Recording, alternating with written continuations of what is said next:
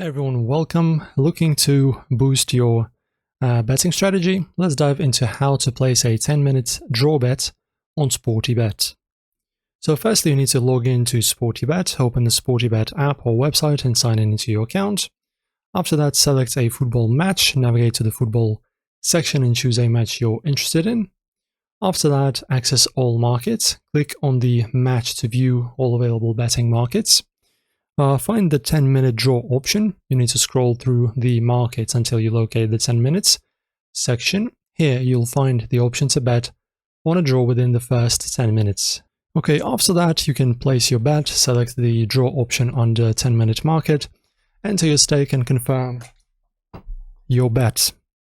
Research teams that typically have low scoring rates in the opening minutes to score well. And that's how you place a 10-minute draw bet on SportyBet. Remember, informed choices increase your chances. So guys, happy betting. Hopefully you enjoyed this video and found it insightful and helpful. If you like more tutorials like this, guys, consider subscribing and of course, see you in the next one.